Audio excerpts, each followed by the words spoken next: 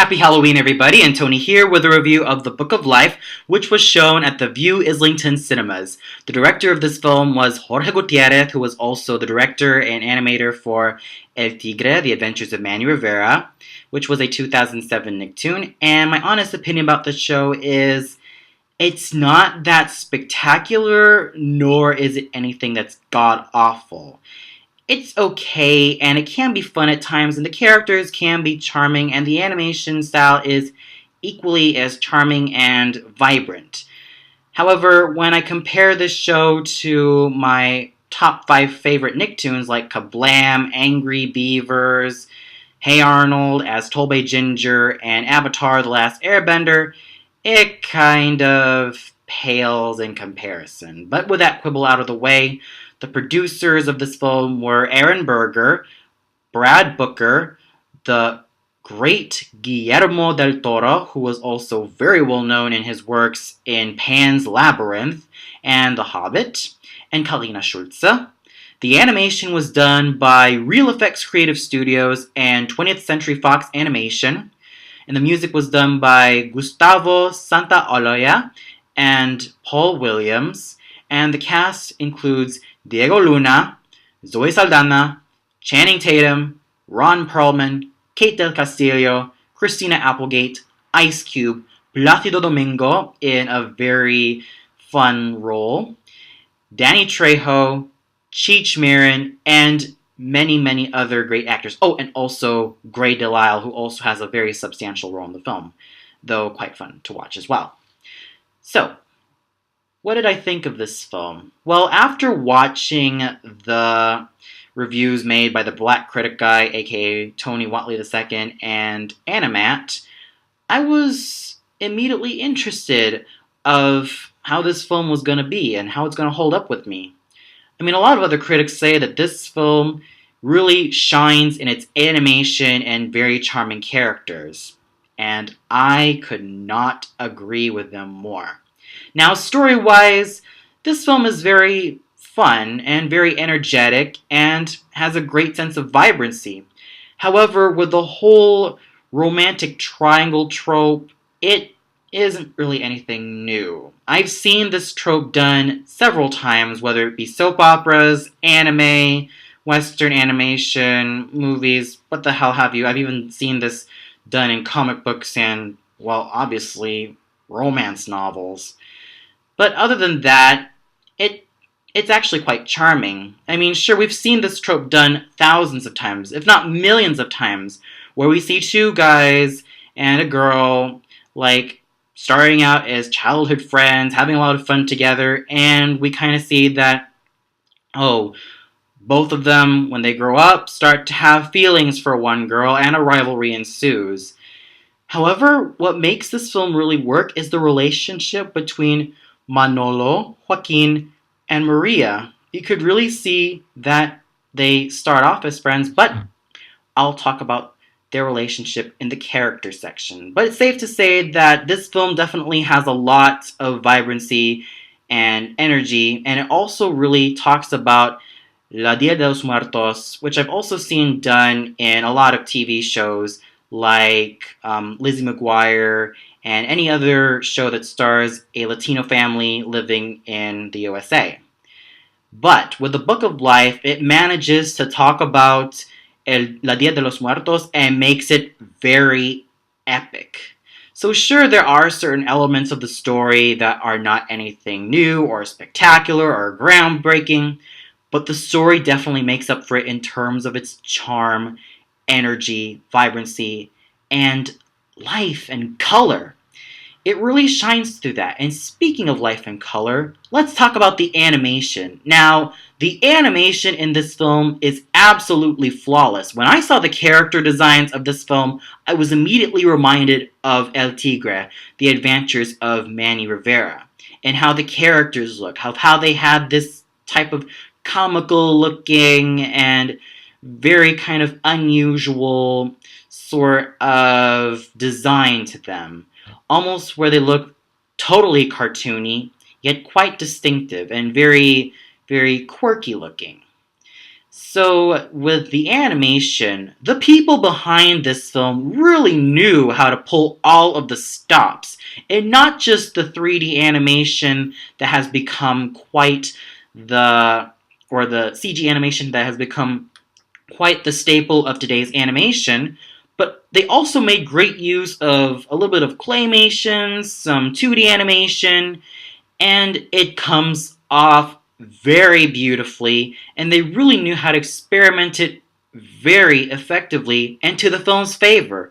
When they want to use something that's 2D, they really know how to pull all the stops. So artistically, it is really something to look at, and it's just so worthwhile. And just like its story, it is so full of life, color, and energy. You could really see all the colors like bouncing around the screen, and they really know how to make great use of the lighting, of the shading, and everything that makes this film a very interesting piece of art. And it really deserves to be like a piece of art in terms of the animation, because the people here really know how to use the animation, whether it's CG or 2D, to the film's advantage. And there was never a dull moment where I kind of wonder, wait, did they cut corners or did they not cut corners, or is there something up with the animation? I did not have any issues with the animation, and this is definitely the hugest shining point for me. This is definitely where the film shines completely. Its animation style is definitely something to be very, very fond of, and probably that will make you really scream, just wow, the people really were dedicated into making this film as vibrant and just as wonderfully colorful as possible, and not to mention very well detailed. What's also interesting is that with the human characters, they're like basic cartoon humans. But when you go to the world of El Angel or San Angel, you see the characters as puppets and dolls, which is kind of appropriate because, well, it takes place in a museum. Yet, when you go to San Angel, the characters are basically like dolls, and as though it's like a live puppet show, albeit with the characters not having any strings attached to them. They really shine all throughout, and I can see why critics and fans of this film really praise the animation. It is so bright, it is so colorful, it is well detailed on both the human characters and the doll characters, and they really know how to pull all of the stops. The music is also very quirky and very fun to listen to as well, especially that of Manolo's solos, which are so wonderful and quite heart-wrenching at times and heartwarming, especially his little forgiveness serenade to the demon bull. It was just so heartwarming, I was almost about to cry. Yeah, a completely grown man like me was almost about to cry at something like that. But that is just how well the music managed to capture me. And there were some fun moments too, like with the opening song of Peer Gynt, the one that goes da da da da da da da da da da, and then we hear a little bit of a mariachi version of Bizet's Carmen's Overture, which I thought was really fun. It was just a lot of fun listening to the music, and it really reflects on just how everything in this film really was. And the characters are all lovable. Now, with the three main characters, Manolo, Joaquin, and Maria, what really makes them similar is, number one member of their family has passed away. With Manolo, it's his mother. With Joaquin, it's his father, and I don't know where his mother is. And with Maria, it's her mother. So they've all known what it's like to have only one parent to really take in charge of them and take responsibility for them, to the point where they feel kind of alone and kind of miss their, well, the other parent in their family, and probably want a little bit more balance in their lives in the family.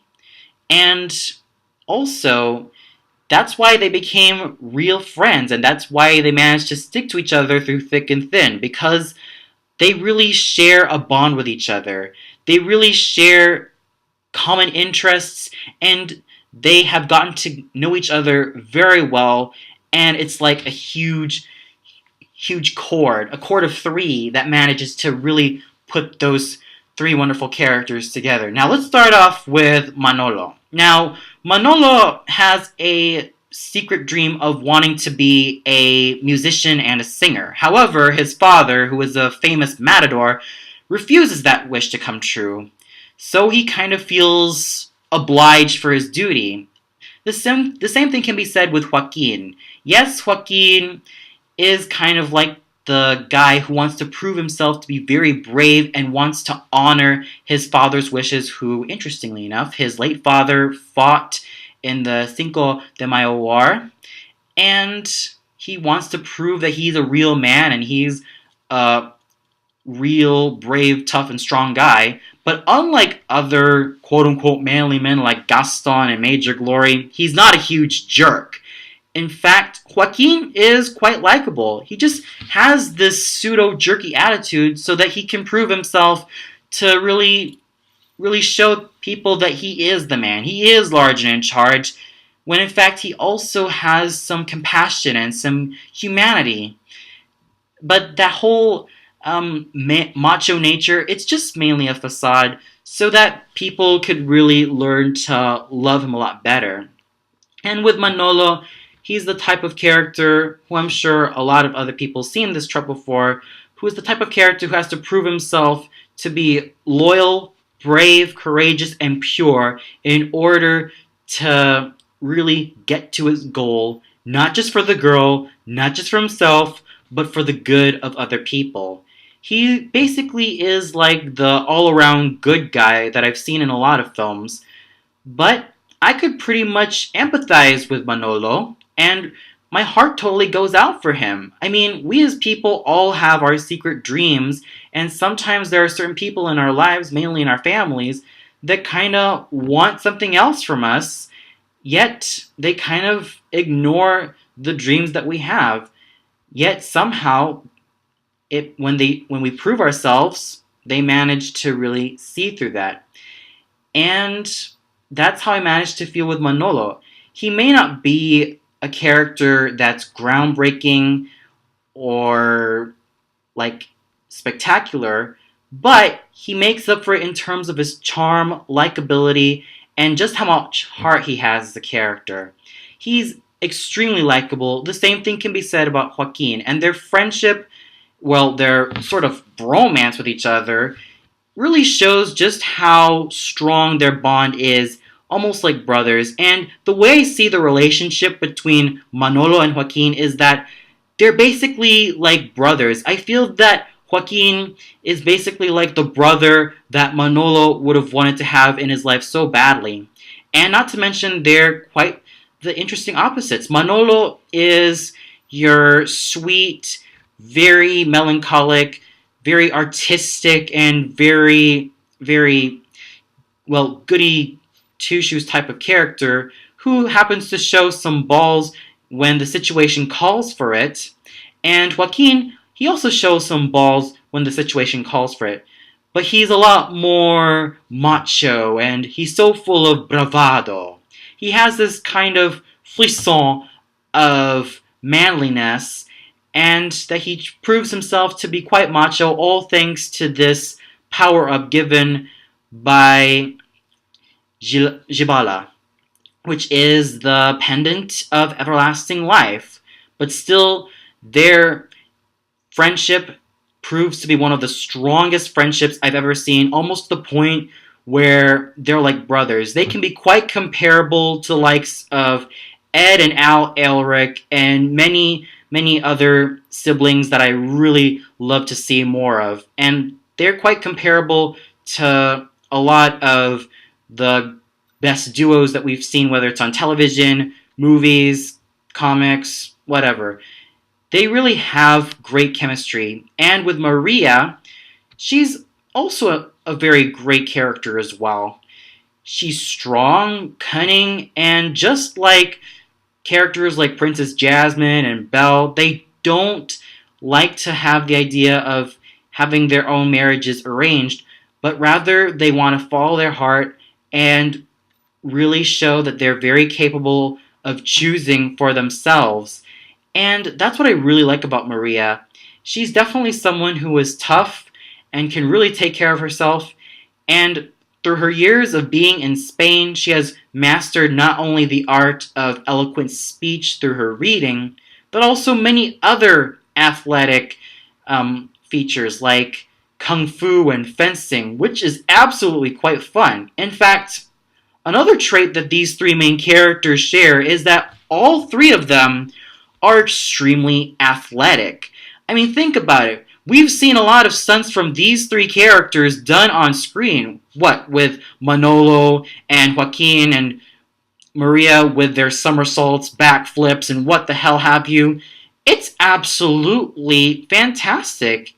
And I could really see just how the animators managed to put some fluidity into their movements. They're almost like gymnasts or Olympic gymnasts, track racers when they move about the screen kicking some ass.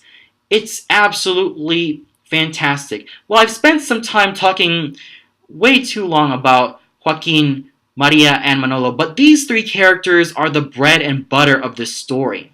Now let's get to the two other main characters, which are La Muerte and Gibala. Now, La Muerte and Gibala are almost like the typical bickering married couple. I've seen typical married couples done in a lot of medium. Like in opera, we have Wotan and Fricka in Rheingold and Walküre.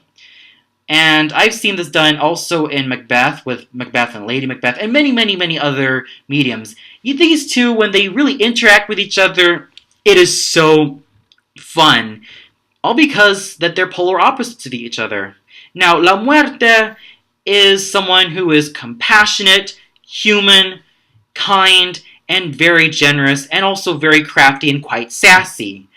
With Gibala, he is someone who is harsh at times. He can be quite one-track minded. He is crass. He has a tendency to get angry. He has anger management issues. And still, he can be very entertaining and very fun. And he tries to prove himself that he's the better man of the house.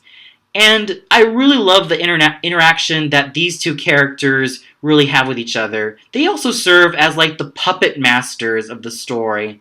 Yet they manage to let these three characters make their choices on their own free will, just as long as they don't hurt anybody.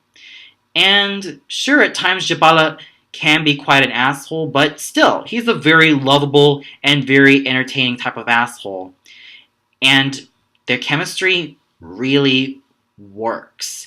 And this also promises a lot of other entertaining characters, like the tour guide, Mary Beth, who's sweet and very much the classy and sassy tour guide. And we also have some of Manolo's ancestors or grandparents. Like, one grandfather is like a macho bullfighter. The other grandfather longed to be an opera singer and still has that talent, but has ended up being in the bullfighting matches. And one grandfather who shares many traits to Manolo's father, Carlos. And then we have Carmen, who is his late mother. She happens to be very sweet and very kind. And not to mention with Carlos, he does share a lot of the traits that a lot of domineering fathers or dominating parents really have, which is they want the best for their kids because, well, they feel obliged to really take care of them. Oh, and not to mention Maria's father, who is the mayor of the town, or the general of the town. He's very entertaining as well, and absolutely quite fun. And not to mention the grandmother. Oh my god, was she also hilarious. She has one of these snarky one-liners, these deadpan snarky one-liners, which just leave a huge smile on my face. The only character that I have a little bit of a quibble is definitely the candle maker. Now, he's shown at the climax of the film, and sure, he is quite funny and very, enjoyable at times, but other than that, he doesn't really bring that much to the story. I mean, when you compare the Candlemaker with the likes of Loge from das Rheingold, what really makes Loge a very interesting and very likable and very fun character to watch on stage is Loge has a lot of personality. He's cunning, he's quick-witted, he's feisty at times. There are moments in which he can cause trouble for the gods of Valhalla. With Candlemaker, he's just simply put the Huggy Bear type of personality who tries to be as funny as possible, which is only a passable type of funny. And he's the only character that's okay, but not really that spectacular. If only he had a little bit of Loge's personality, then he could be a more fun character. The other problem with one of the characters is the main villain of the film, which is Shakal. I did not really care for this character at all. Yes, he's threatening. Yes, he's menacing. But is that all he has to offer? I think Jabala makes a more likable antagonist than this raging bully. I really couldn't stand his presence, and well, that's all that he had to offer. He's just this raging bully of a man. Whereas with Jabala, what makes him a very fascinating antagonist, though he doesn't really mean to be quite the antagonist or even a villain, is that he's crafty. He's sort of Mephistophelian, if you might, in the first scene in which he gives Joaquin, or young Joaquin, the pendant of everlasting life, and Joaquin a loaf of bread. Which kind of makes him Mephistophelian, but in a very entertaining and very endearing kind of way. With Jakal, I just really didn't get anything from him. He's threatening, and that's what he all had to offer. But still, despite those characters, I feel that the characters in this film were all colorful, and that is also helped by the great voice acting done for all these characters. Diego Luna really portrayed Manolo's insecurities and romantic, charming nature very well, and he's also a very great singer. Zoe Saldana plays Maria's saucy and very energetic nature very well. Channing Tatum is a fantastic Joaquin, especially with his line delivery of Joaquin! It was just so hilarious at times seeing him kick a lot of ass while he's still wearing the pendant of everlasting life. It's just a lot of fun. And the one performance that really surprised me was none other than Placido Domingo as Grandpa Jorge. I was like, wow, this is the second time I've managed to hear Maestro Domingo in something like this. First, I saw him in I Due Foscari in my time here in London. Well, before that, I've seen him in the Arena di Verona where he sang some Verdi scenes. And here he is, voicing a cartoon character, albeit this is not the only time that he voiced something in an animated project. Remember when he voiced his character in The Simpsons, or himself in The Simpsons? Yeah, and here he is playing a character, and even singing. The voice is still fresh, and he managed to make this character a lot of fun to watch, of just how entertaining and just how quirky and just how full of life he is. That is just very entertaining coming from someone like Maestro Domingo.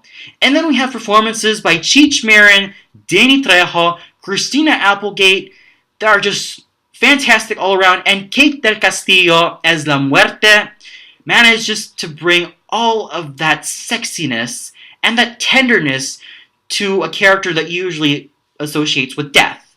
Whereas with Ron Perlman, wow, we can really see that he's definitely having a lot of fun with this character. I mean, sure, this isn't really anything new for Ron Perlman to voice these antagonistic characters. I mean, come on.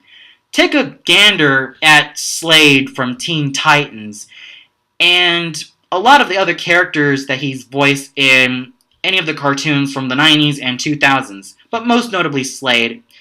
But unlike Slade, where he's dark, creepy, and just menacing, Jabala is a lot of fun and very entertaining, though in a little bit of an asshole type of way.